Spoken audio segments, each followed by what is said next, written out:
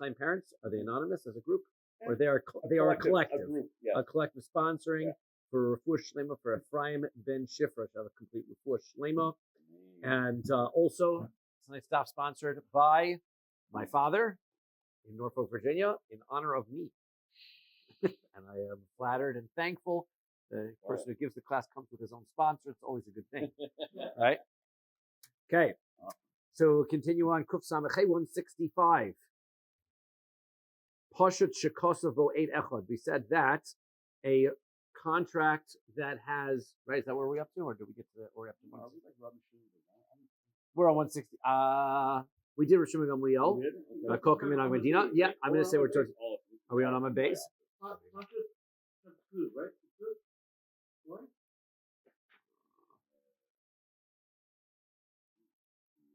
Let's start from the two dots and Kuf Samachay and Aleph. That way we'll just make sure if we wind up overlapping, our sponsors get extra credits. Okay.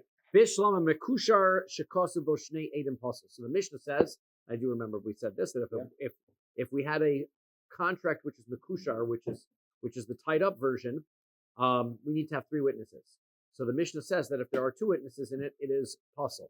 So I understand why we have to tell us that, because it's I might have thought, well, in the world of contracts and witnesses, 2 witnesses are usually fine. So therefore, the Mishnah has to come and tell me this contract is unusual in that it is not going to be acceptable even if it has 2. So, Kamashma on the puzzle, it comes to tell me that it's puzzle. Ela Poshut Shekosabo Eid Echad. But the next line of the Mishnah tells me that if I have a plain contract that has only 1 witness on it, Pshita, obviously that's no good. It has only 1 witness. 1 witness is never good for anything. Now, interestingly, that is not entirely true. For full factual correctness, if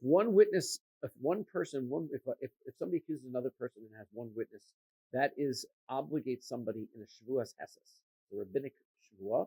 It means that a person has to take an oath. So let's take, for example, Reuven says, Shimon, you owe me money. And Shimon says, no, I don't. So then he doesn't have to pay. But if Reuven has 1 witness and says, you do owe me money, then Shimon's going to come to Beis Din and he's going to have to take an oath in Beis Din that he doesn't owe the money. If he has 2 witnesses, nothing, then he's got to pay. Contract is even as good as witnesses, right? But now the question is, what about one witness on a contract? So this is where the Rishonim have a conversation, because potentially 1 witness on a contract could be the same thing as 1 witness. The Rambam seems to hold that if you have 1 witness, even though it's on a contract, right?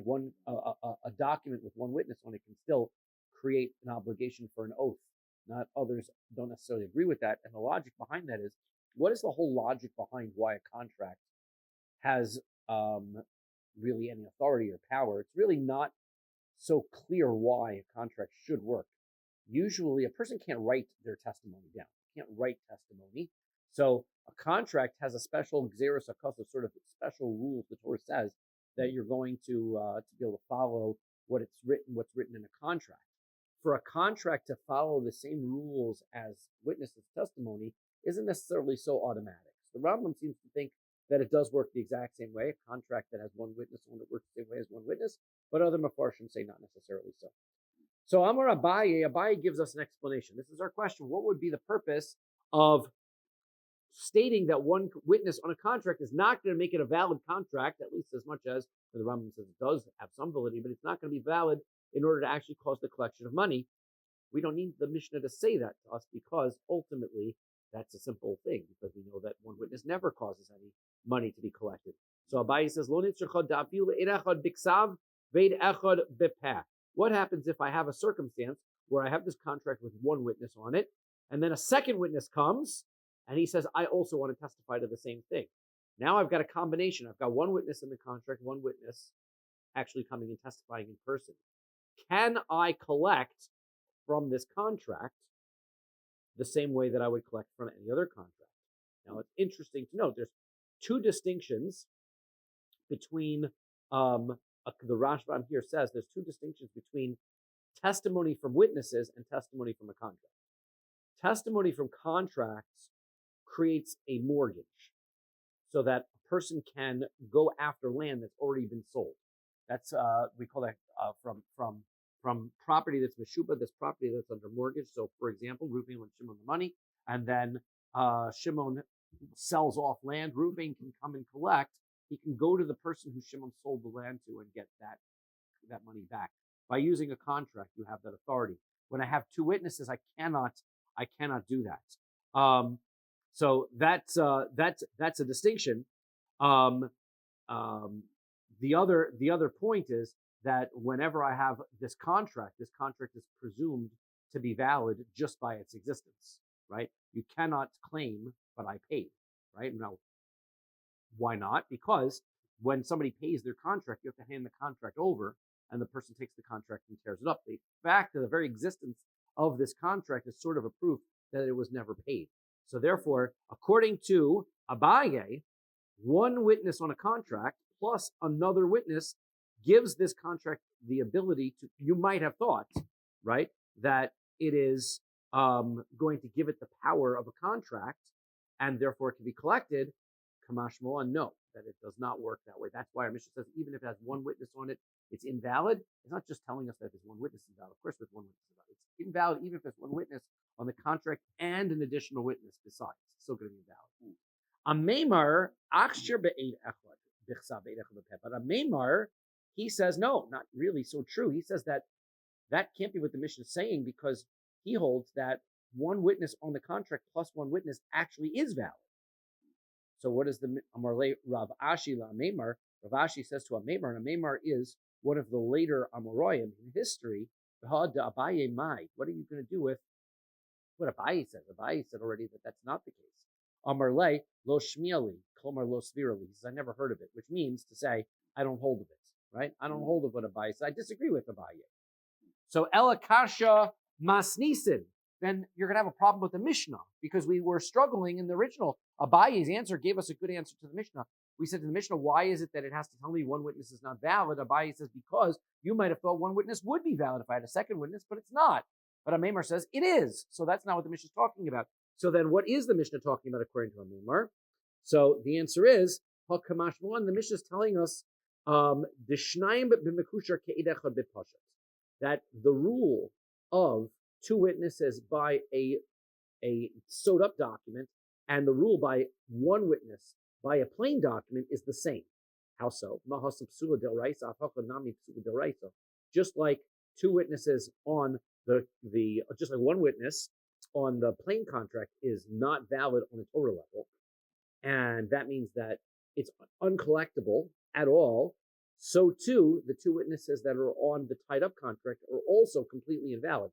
I might have thought that this is really rabbinically, we're being stringent. Remember that the whole idea of the Shtar Mekushar is really a rabbinic enactment. So maybe the rabbis are just being strict, but really from a Torah level, two witnesses is fine. So therefore, maybe from a Torah level, we don't collect, but in an extreme circumstance, maybe like when we're talking of divorce, where we have to be able to look at things on a Torah level, not just like a contract that's money based, and we said has the right to transfer property from one person to another. But when it comes to a divorce, the lady's either married or she's not married. I might have thought that the two witnesses would be acceptable. This is saying no, it is 100% no good on a Torah level. Now, the problem with that is makes no sense because really in the Torah there's no such contract as a tied up contract. The whole idea of a tied up contract was a rabbinic enactment because of those crazy Kohanim. So therefore, how can we say that on a Torah level two witnesses are not valid? So there are various answers to the question, and one answer that's given is that the Rabbanon, really the whole contract that's a tied up contract, the witnesses are not signed on the front. They're signed on the back. It's all kind of a weird configuration. That's not a Torah concept of a shtar. So really, it shouldn't work at all. The rabbis gave it validity. So when the rabbis say that if you don't have three witnesses, it doesn't have validity, the rabbis are taking away their validity, and you're left with what it is on the Torah level. Well, on the Torah level, it was nothing and still is nothing, because there is no such concept as a contract with witnesses written on the back. So therefore, what he's telling us is you might have thought that the rabbis would have been okay with two witnesses, Kamash Moan. No, on a Torah level, it's the same thing. Two witnesses on a tied-up contract is the same as one witness on a plain contract. Deshachol mitam. How do I know? He says we heard we had sent from over there in Eretz Yisrael. Chavayir Rabbi Yirmiyah. Rabbi Yirmiyah was sent a message from his friends. Why did he have to get a message sent from his friends? That back on Daf Chav Gimel, not a story for now, but Rabbi Yirmiyah asked a question that was considered to be out of bounds, and he got thrown out of the base medrash. So Rabbi Yirmiyah was not present in the base medrash. Well, when the other students wanted to ask him a question, they were sending him messages. So there he was outside of the base medrash, and they asked him, "Huh? Yeah, no, it was handwritten. It wasn't Canada Post because they were on strike, but it was straight." So they asked Rabbi Yirmiyah, what would be the halacha if you had a contract where one witness was written and then another person, a real person, came in and said that this contract is valid as well? Could you combine the two testimonies together? Now, Aliba de Tanakama de Rabbi Yeshua ben Karcha Loti Boilach. According to, there's an argument in Mesechas Sanhedrin. And we're going to come up 1 month. New Gemara. So you don't have to wait that long for this machlokas.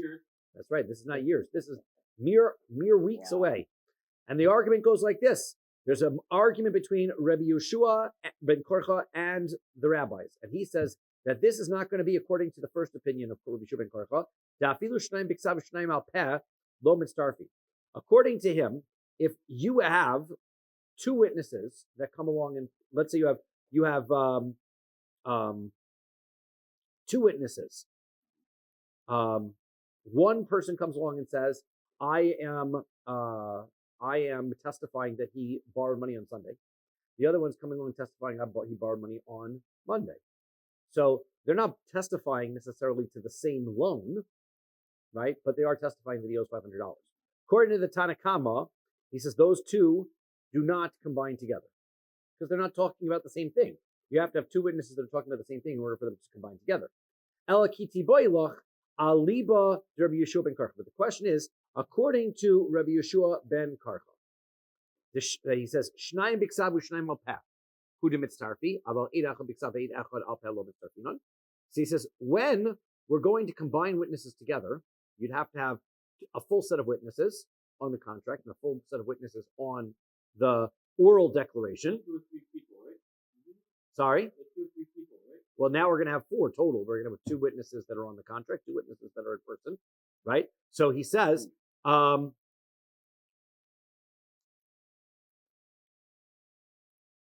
okay. So he says, in that circumstance, where really what we're saying is not 4 people, it's 2 people. One is on the, he said, according to Rabbi Yeshua ben Korcha, if I have 2 witnesses that are in writing, or 2 witnesses that are oral witnesses, but they're both in writing or both oral, but one is testifying about the loan on Sunday, one is testifying on Monday. So he says, then you can combine those 2 together, right? Because ultimately they're testifying about the same idea that he owes him $500. So according to him, if I've got a witness for Monday and a witness on Tuesday, both are in writing, but they're just testifying about different days, or both are oral witnesses, but they're testifying about different days. I can combine them according to Rishub and Korcha. Maybe this is where we're going to ask the question. So he says, do we say that's only because they're both oral witnesses or they're both written witnesses? But maybe Rabbi Yeshua ben Korcha would agree that if one was an oral witness and one was a written witness, you could not combine the 2 testimonies together. Oh, Dilma lo shno. Maybe it makes no difference. Here's one testimony, here's another testimony. We're going to combine these 2 guys together. So they sent this question to Rabbi Yirmiyah. Ani eni kedai sheshalachtem. He says, me, I'm really not. I don't know the answer. I'm not appropriate to be asked such a difficult question. Elakach das talmidchem. But here's what your student humbly thinks. Here's my humble thoughts on that. I can't rule on it, but here are my humble thoughts. Note that it makes more sense that it seems that they should combine together. One is a testimony, one is a testimony. You should combine it together. Amar lei. So he said to him, Anan hachi masninun la. He says to him, so that was what Amemar said. Amemar says, this is the story. The story was that Rabbi Yirmiyah backed me up. He says the same thing as I said, that it sounds like you can have one witness in writing and one witness orally, and it would combine. So he answers back, no, not necessarily so. That wasn't the story for Rabbi Yirmiyah that we heard. We heard, now we're going to have 4 versions total of this story of what Rabbi Yirmiyah was commenting on. One of them holds like a Maimar, but the other 3, the question was totally different. So here's the question. The Shochlei Chavraya Rabbi Yirmiyah, they sent the question to Rabbi Yirmiyah. Shnaim She'idu, Echad bebeis din zeh, Echad bebeis din zeh. Let's say 2 guys testify. Now it's not 2 different days. One guy testifies in the Beis Din in Toronto. One guy testifies in the Beis Din in Hamilton.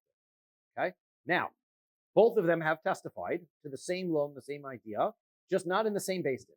Ma'u shi'avou Beis Din eitzel Beis Din v'yitzarfu. Can the judges from the Toronto Beis Din have a meeting together with the judges from the Hamilton Beis Din? You're going to say yes. Let's see what Rabbi Yirmiyah says. Right? Let's see what he says. Okay? Aliba de Tanakama Rabbi Nosson Loti Boy Loch, according to the first opinion, in the argument that Rabbi Nosson gives in Maseches Sanhedrin that's coming up, it's not going to be a question. Dafilu bechad based in Nami lo mitzarfi. He says that you would not even combine these 2 fellows together if they didn't testify at the same time, one after the other. You still couldn't combine the 2 of them together, and therefore testifying in 2 courts is for sure not acceptable. Really, the question is according to Rabbi Nosson, because he says, he says you can combine the testimony of witnesses together if they're not at the same time, but in the same courts, because after all, even if they did both come at the same time, they're both not speaking at the exact same time. One guy goes, then the other guy goes. So therefore, what difference does it make if one guy goes and then a few hours later the other guy comes? So he says that's good. But 2 different courts, that far we don't go. So, Dilma.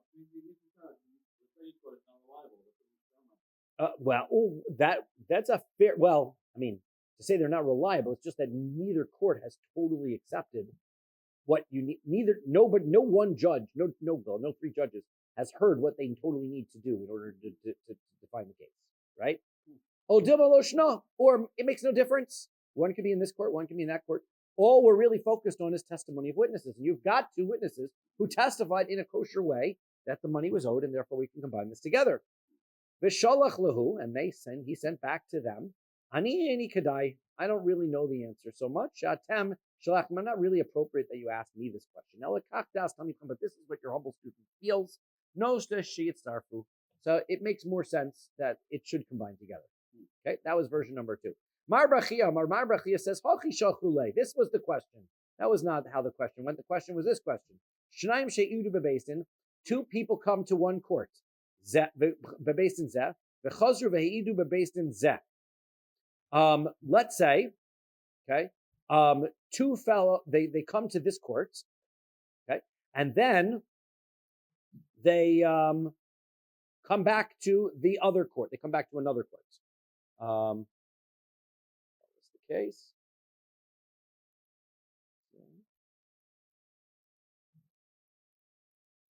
Right. So what happens is he goes to the first court, and he tested. They have the 2 witnesses come to the first court, and 2 of the judges go on vacation. Okay. So now 1 judge is left. So what do? The 2 witnesses go to another court. They testify there. 2 judges go on vacation. So what do? They go to a 3rd court. And they do it again. 2 judges go on vacation. Well, each of the judges that are left, you've got 3 judges left.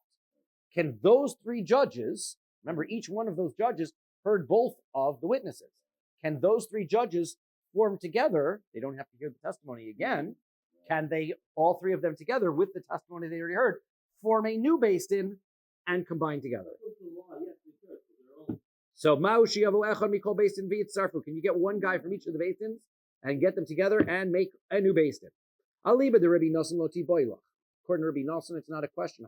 He says you can even combine witnesses that testify in 2 different courts. You can for sure combine judges from the different courts.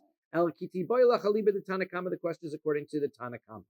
Rabbi Nosson, the Tanakama says that you can't combine the witnesses who testify at the different times. But judges you could combine together. He says no, you can't combine the judges together. So shalach lahu. Of course, he answers back. I don't know what the answer. I'm not appropriate to be. So you asked me this question. This is what your student thinks. Note, I'm leaning towards sheet starfu that they could combine together. that the judges could get together on that case. Ravina Amar, fourth version. Ravina says, no, that wasn't the whole story. The story was like this. This is what the question. Let's say 3 judges, they heard the testimony, and they are ready to now sign on the contract that this contract is certified. Okay? Umeis echad mehen. And one of the judges dies. So now you only have 2 judges left, but they all heard the testimony together. So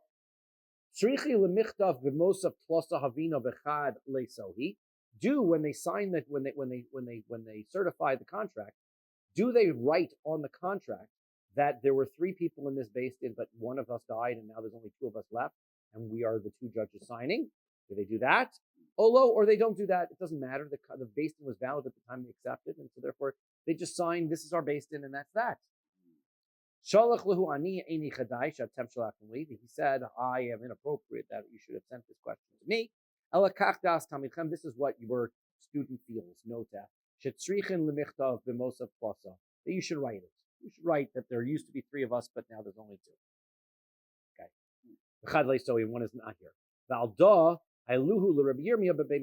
Based on whichever of these 4 versions you have, that answer that Rabbi Yirmiyah gave is what got him back into this message. Everybody loved the answer so much, they said, come on back, all is forgiven. And they brought him back into the base medrash. Okay. Says the next Mishnah. Kosev bo zuzin meya di'inun sloin esrin. So let's say you write and have a contract and it says, there's 100 zuz, which is 20 sela.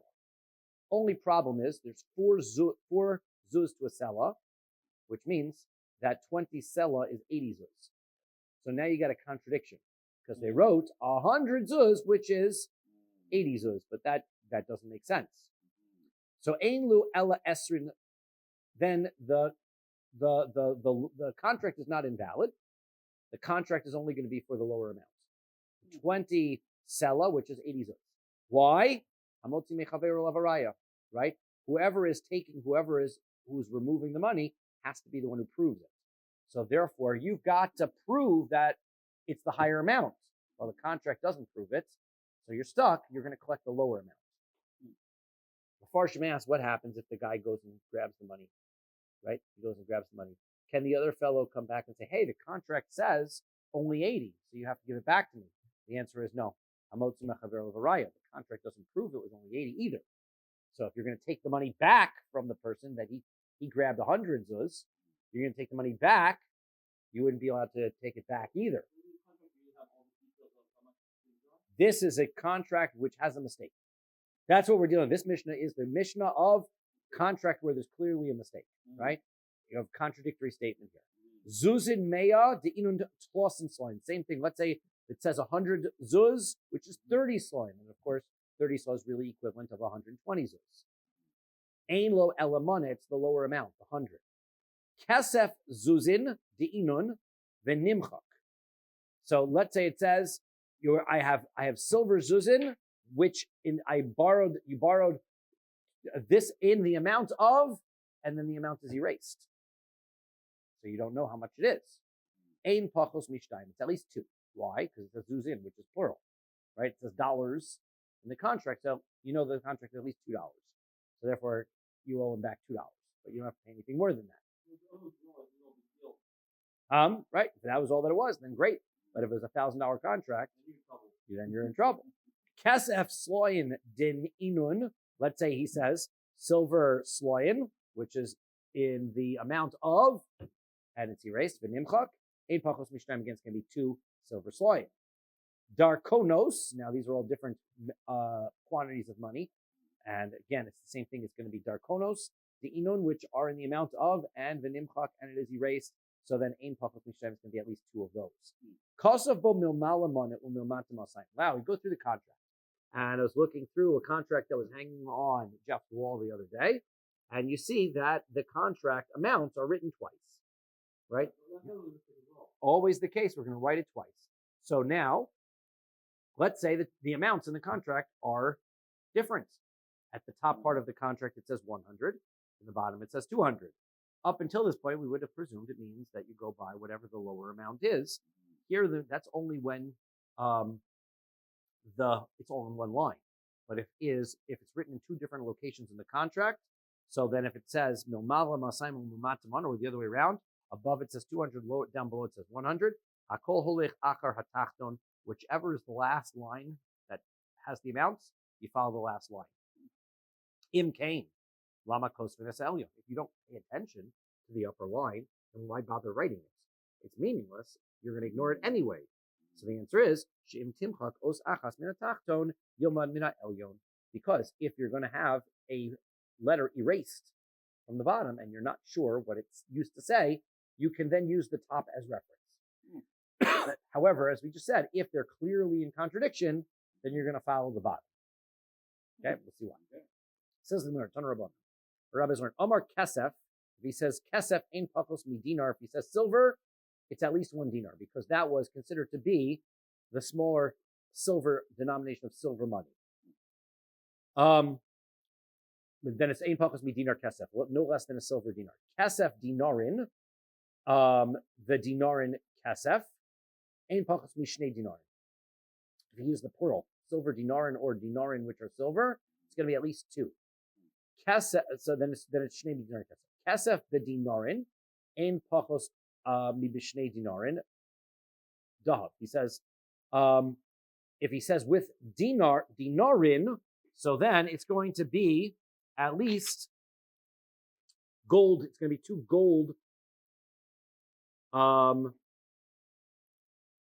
he says kasef bedinarin, which is money, which is in dinarin.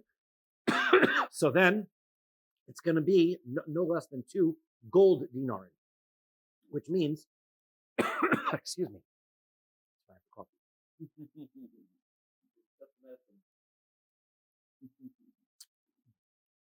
When he says the phrase kesef here, he means money. Doesn't mean silver, because he's referring to dinarin, kesef bedinarin, kesef in the value of dinarin.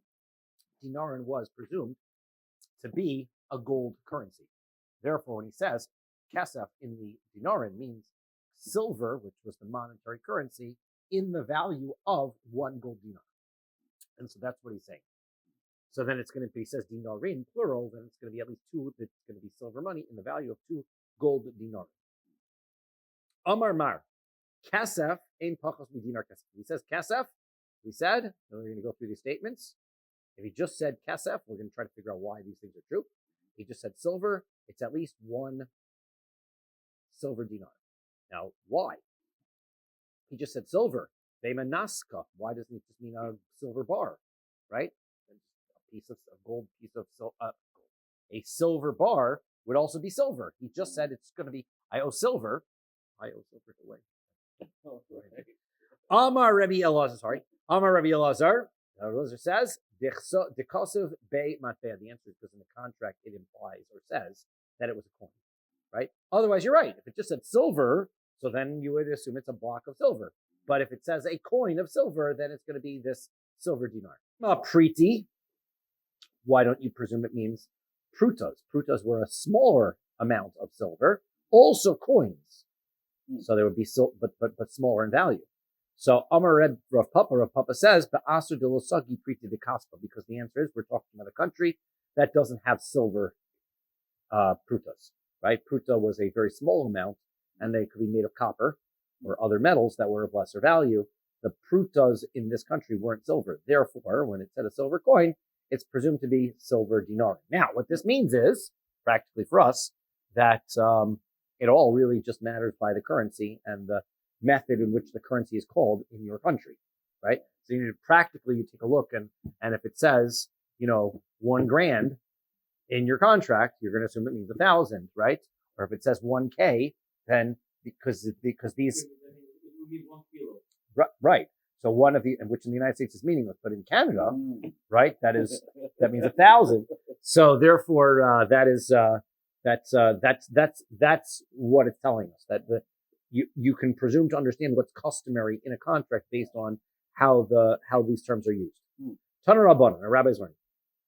Dahav, if it says in the contract gold, ein pachos mi dinar, dahav. Then it has to be at least 1 gold dinar. Dahav, then dahav dinarin, the dinarin dahav, if he has the phrase gold dinarin or dinarin that are gold, in pachos mishnei dinarin. Then it's got to be 2 dinarin, because he says 2, right? It says dinarin. Then it's mishnei dinarin dahav. Then it has to be 2 gold. Dahav bedinarin, if he says gold in the value of dinarin, in pachos mibishnei dinarin kesef dahav. So then it's going to be no less than the value of 2 silver dinarin, which in gold. Okay, now gold is worth more than silver, but it's going to be the value of gold of equivalent value of 2 dinarin of silver. So now, Amar Mar, now Mar said about this. Dahav, if he says gold, in pachos mi dinar zahav, it can't be less than 1 dinar. Ema naska, same question we had about silver. Why don't we presume it means a gold bar? Amar Rabbi Elazar says, the cost of matbea, because it says in the agreement that it's a coin. So again, it's going to be the gold coin of the currency. Ve'ema priti, why don't we use the smaller pruta measurements? And we know what we're going to say. Priti didahava lo avdi imshi. Nobody makes gold prutas, right? Pruta's supposed to be a small value coin. You don't make them out of gold, so that's not an option. So if he says zahav bedinarin, gold in dinarin, ein pachos mishnei dinarim kesef, then it can't of zahav. Then you shouldn't pay less than the value of 2 silver dinarin in gold. So now the ema dahava, why isn't he paying gold dinarin? Why did we say it's the value of 2 silver dinarin in gold? Why isn't it the value of 2 gold dinarin? So the answer is pricha bitrei dinare dahava kamar. He says because what he says that we're using the language of dinare. Okay, the word dinare implies silver rather than gold. Let me make sure I got that right. Dinare. So he says, I'm sorry. The ema. He says, okay. The ema dahave pricha. Why don't we say it's gold pieces? So the answer is betray dinare dahava kamar. The contract says 2 gold dinarim. That's what it says. So that is what he is vowing to pay. When he says 2 gold pieces, he's not saying 2 shavings or pieces of gold. He's actually talking about 2 gold coins. So it's specified in the contract, and that's how we know that. So he's giving gold in the value. I had it backwards. Zahav b'dinarin. He says that it's gold in the value of 2 gold coins, right? And we said it's going to be 2. Why? How do we know it means gold in the value of 2 gold coins? Maybe it's gold in the value of 2 gold pieces, and the answer is no, because he uses the language that implies that it's coins. Okay. Amar Abaye. Abaye says yad bahashtar ahatachtona. Okay. Always the rule is when we have doubtful language, the guy who's holding the contract, he loses. Why? Because he's the guy trying to collect the money. He's the one who has the burden of proof. So if the contract has more than one way of being interpreted, the guy who's holding the contract always is in the lower hand. Okay, skipping the parentheses. Amar Rav Ashi. Rav Ashi says, Reisha dekosov dinare, Seifa dekosov dinare. He says the way that you have to understand and interpret what's going on here is that you've got to read it as, in the beginning, we're talking about dinare versus dinarin. Dinare is gold and dinarin is silver. Because the word dinar is one of that type of coin. But apparently when talking about the plural of the two, it was common to use the term dinare when you're talking about gold and dinarin when you're talking about silver. That way people would not get confused then. Mina temra deshani ben dinare le dinarin. Where do I see that there's any place that there's a source between the two types of words? Ditanya, which I think is to change to ditnan. It is to change to ditnan. It's a Mishnah in Masechet Krisos. Ha'isha shahayu aleha safek chamesh leidos. Safek chamesh zivos. Let's say I have a woman. So the halacha is that in the times of the Beis Hamikdash, when a woman would give birth, she was obligated to bring korbanos. Okay. So what would a woman bring? She brings an olah, thanks offering, it's olah thanks to Hashem, which could be from a sheep. If she wasn't wealthy enough to be able to bring a sheep, she could bring a bird, and she'd bring a chatas offering, a sin offering. So the birds are very cheap. So the birds were very cheap. Some people would be able to afford the birds. Yeah, apparently the birds were very well. See, now you're asking a good question because of what the Gemara that's coming up. So hang on to that question actually about it being too expensive. We're going to see what happens. Remember that the idea of it was supposed to be cheap. Okay, And so if it wasn't cheap, it would be a big problem. Okay. So the other sacrifice is a chatas. The chatas offering was always a bird offering. Okay. It was not eaten, right? Because the bird offerings, first of all, I didn't say that about the olah, because olas are never eaten. Olas are always completely burnt on the mizbeach. Chatas usually is a korban that's eaten, but bird offerings are not shechted like a normal way. They're shechted with the fingernail, right? But generally speaking, the coin would be allowed to, but this one is not. Korban chatas is not. And what was I going to tell you about it? Why is she bringing a korban chatas? The Farshim explain, because she said some nasty things and thought some nasty things about her husband during childbirth, and so therefore she has some atoning to do. Okay, that's childbirth is rough, right? So therefore, yeah, she's allowed to. That's correct. So she's entitled. She's entitled. Okay, so she's going to bring this korban. She's going to bring two korbanos. Now, until she brings these korbanos, what happens? She's not able to eat other kachim. That means if that her husband goes to the Beis Hamikdash and wants to bring a korban for Yantif, she can't eat that korban until after they bring this korban for having a baby. Now, generally speaking, if you lived outside, just going back, figuring out how people lived back then, people who didn't live in Yerushalayim wouldn't have offerings, wouldn't be bringing offerings with them. It was a schlep. You didn't to walk from where you lived in Tiberia down to Yerushalayim could be quite a walk, and so it could take you a couple weeks. So people would go to Yerushalayim 3 times a year, right, on the Shlosh Rodal. And when they would go, they would bring with them all of their obligations of all the sacrifices they had during the year. So she's going to come to the Beis Hamikdash and bring all of her offerings together with her. So that's what she's going to do. Now, what happens is this lady has a miscarriage.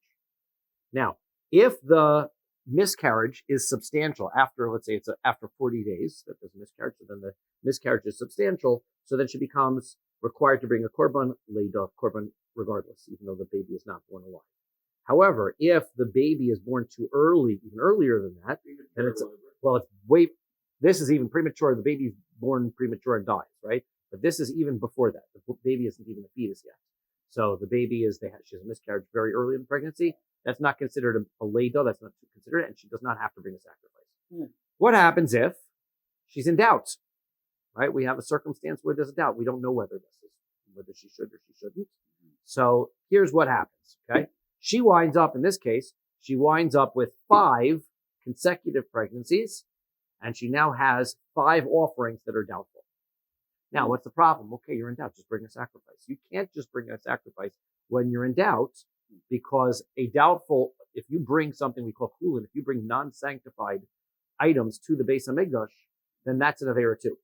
So you can't bring anything that's non-consecrated to the Beis Hamikdash. Now, an olah isn't a problem, because you can always donate an olah. But a chatas is going to be a big problem. You can't bring a chatas, because a chatas only becomes an obligatory offering when I do the wrong thing, or in these circumstances where she has a baby, she's only going to be obligated if it is a mandatory thing. So what happens in these circumstances? Also, you have another circumstance of a ziva. What's a ziva? So a woman, mida oraisa on a Torah level, we don't do this nowadays, but on a Torah level, back in the olden days, so a woman would have a repeated 18-day cycle. She would have 7 days of nida and then 11 days of ziva. Hope I didn't get that backwards, right? And what would happen is that if she saw blood during the times that she was in nida, she'd become tameh, and then she would have to be able to check that she was clean. Then she'd be able to go to the mikvah, and she would be clean. During blood, however, seen during the times of ziva, is considered to be a sign of a spiritual illness. And ziva means a flow, right? So if she sees blood during that time, so then that blood after 1 day she has to be able to wait, and she's tameh until she waits and sees clean for 1 day. After 2 days, she has to wait a period of 7 clean days, and after 3 times, she has to bring the korban. So those rules, right? So now, let's say she mixes up her days. She doesn't know whether the blood was seen during the nida days or the ziva days. So she has a suffix. Now, therefore, as a result of being in suffix, she doesn't know whether she brings a korban or not. Okay? And she has suffix chamesh zivos 5 times. So what happens?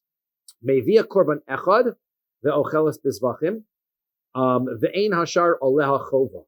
So now, she's going to have to bring 1 korban, because if she doesn't bring a korban, she's not going to be ever allowed to eat kachim. So therefore, she's going to be obligated to bring 1. But the way that this works is, imagine somebody becomes tummy 5 times. If they go to the mikvah 1 time, it takes care of all of the tumah from before. If she brings 1 korban, we presume that to be the last one that she needs, and now she can eat kodshim. The other 4 sacrifices are doubtful, and she doesn't need to bring them in order to eat the kodshim, so therefore she doesn't bring those at all. So therefore she only brings the last one. She only brings one of them. Well, she doesn't bring the last one, but whichever. She brings one, but not the other ones. Let's say she had 5 sacrifices for giving birth that were for sure. She had 5 children, or 5 miscarriages that were large enough. Chamesh zivos vados, or she was a zava 3 times. Then mevia korban echad ve'ocheles bezvachim. Once she brings her first of the korbanos, she can eat other korbanos.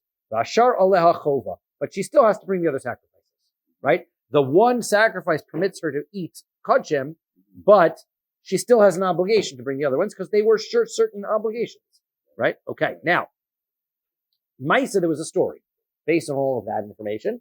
Maisa, there was a story of Amdu Kinim B'Yushalayim B'Dinar Izah. This was Yehud's problem. The price of birds shot through the roof. And for a pair of birds, it was a gold dinar. Now, that is very expensive. The whole point of this sacrifice is that it's going to be very cheap. And I don't know, is inflation or some kind of malpractice or something? That's a good question. Could be. Amar Rabbi Shimon Gamliel said, "Hama'ona zeh im eilin alayla im shiyu b'dinarin." He says, "I'm not going to be going to sleep tonight until this problem is fixed." Right? And so he's going to do some serious, clever market manipulation here. Right? This is how powerful if you're a leader and you figure out how you can manipulate the markets. So here's what he did. Nichlas lebeisdin. He walked into court. Velimed, and he taught as follows. If a woman has 5 obligations of bringing a sacrifice, for sure, definite ones, chamesh zivos vados, or 5 definite ziva offerings that she has to bring, mevia korban echad ve'ochelos bizvachim, she should bring 1 korban. She can eat the korbanos, other korbanos. Ve'ein hashar aleha chova, she does not have to bring the rest. Now, that is not what we said. The halacha was. So, question is, what was he doing? Could be he was basically putting a threat. Once he announced that this was the case, that nobody had to bring the offerings anymore, he could have announced later, you do have to bring them because there's no harm in waiting necessarily. But what he was telling what he essentially did is, he just reduced demand by 80%, right? He says, instead of having to bring all 5 of these sacrifices, you only have to bring 1. So therefore, I just reduced demand. The amdu kinin bo bayom biriv asayin and biriv asayin, and the price dropped to 1/4 silver dinar immediately. Now, what was the point of bringing this whole story? The point of bringing this whole story, remember, is because that when we dropped the price, when we raised the price, we said it was dinare zahav. Dinare refers to gold. When we talked about the silver, it was dinarin, and dinarin is the silver. So that was the point why we tried to bring this in.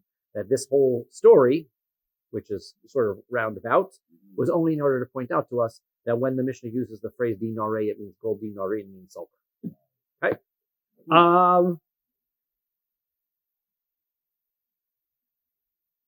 So, we're still waiting for a minyan. We go onward. We go. Tana Rabbana, Rabbi's learned. Yilamed hatachton min ha'elyon ve'os achas. Let's say, right, I've got the bottom part of the contract and a letter is rubbed off, right? So he said that we're going to check what's above in the upper part of the contract in order for verification purposes. This Gemara has a brisa which qualifies that ruling. It says that's only if there's 1 letter, right? If you're only missing 1 letter. Avalo b'shtei osios, not if there's 2 letters. Kigon, for example, Kigon Chanan me Chanani. Let's say his name was Chanani, and it said Chanan. Okay? So now I can see Chanan, and I can see a letter rubbed off. I can go look up in the top of the contract and see it's Chanani, and realize that's really his name. The Anan me Anani. Same thing about Anan and Anani. Maishna shtei osios delo. Why is it that you wouldn't allow him to refer back in the contract and see 2 scratched out letters? Dilma misrami shema ben arba osios, because sometimes it's possible that somebody's name has 4 letters in it. Mayor, right? V'havale palge dishma. And then that means half of the name is going to be rubbed out. So if half of the name is rubbed out, so then we don't want to rely on the earlier part of the contract. Remember, the earlier part of the contract is only used for verification purposes. But once most of the name is rubbed out, it's as if there's a contract with no name in it, and then I can't rely on this contract at all. It's not a matter of verification if more than half the name is rubbed out. Ihachi, yes, if that's really true, os achasnami. So then you also shouldn't be able to verify the one letter in the contract as well. Why? Dilma misrami shem bein shtei osios v'havale palge dishma. Because what if the person's name has only 2 letters in it, and in which case one letter gets rubbed off? It's also half the name that's missing. I don't know what's a name that has 2 letters. Bob. I don't know. Bays. Ed, right? Ed would work too, right? And you have names that have 2 letters in it, right? And if one letter's missing, then I got to check back that half the name is missing. That was no good, right?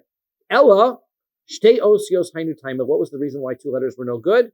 Dilma misrami shem ben sholosh osios. It's not a matter of 2 and 2.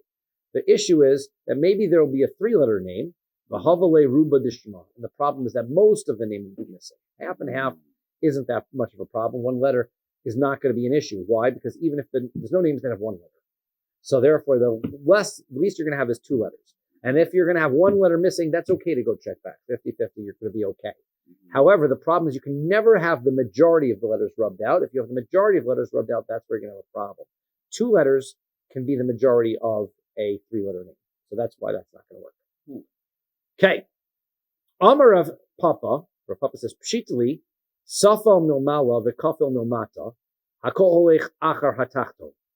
Right? Let's say the words in the contract, it says Safal. And then he writes on the bottom the word kefel. Right? Something that you fold up. Right? So Safal means something that's spread out. And then on the bottom, he says something that's kefel. The deal is for something that's kefel, something that's folded up.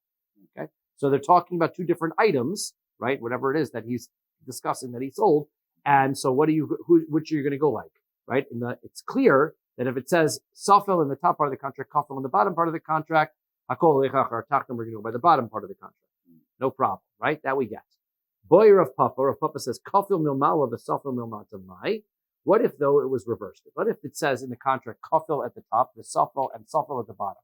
So Michai Shinen Lizvuv Olo. Are we worried that a fly got into the ink when it was wet, and therefore what's really going on here is that the word Safel is not really Safel. It's just that the kuf somehow got messed up by the fly, and it turned into a samech, and therefore, I'm not quite sure exactly how that's going to work. I was going to draw it on the board, but I couldn't figure out exactly how the fly might mess that up. But the point is that can you follow the end of the contract if you've got some other reasonable conclusion you can come to presume that the bottom is messed up some other way? And so Teku will leave that without an answer. So a good place to stop. What do you think, Rabbi?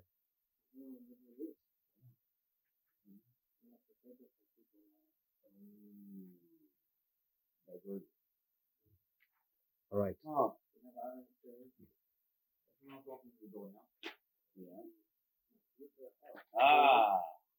Okay, let's go a little bit more so we get to the next page. Okay. All right. For the sake of saying we got two pages. Okay.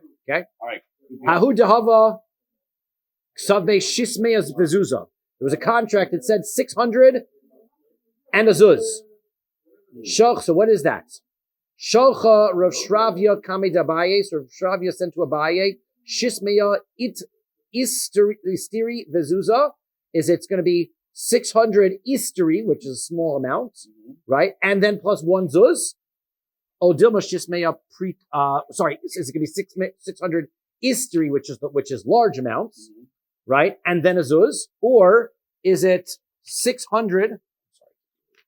Or is it 600 priti, the smallest amount of money, and a zuz? Because he didn't specify what the 600 was. He didn't specify currency. So Amarle, dal priti, You can't collect just a pruta because that's not written in the contract. It doesn't say 600 prutas. And da'asuche misakin lahu, umashvi lahu zuze. If it was, so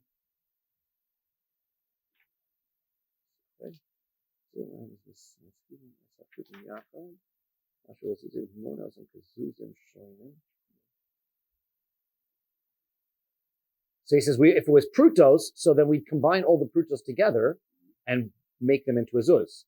And he says that the number is 192 prutos to one zuz.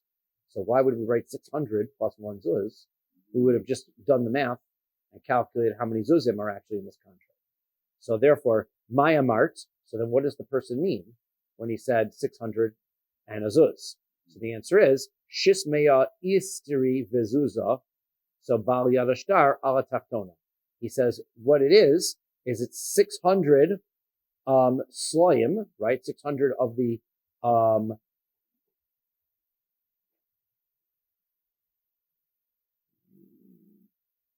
600 istri and a zuzah, which is 600 slime and another zuz, or is it 600 zuz plus one zuz that I guess we're supposed to put in this parentheses part, 600 zuz plus one zuz? And the answer is that the lower amount is correct because Yalbad al-Shtar al-Taftona. We'll go back over this piece again tomorrow to start off with. Okay, so we'll start Kuf Samach Zayin Amid Aleph.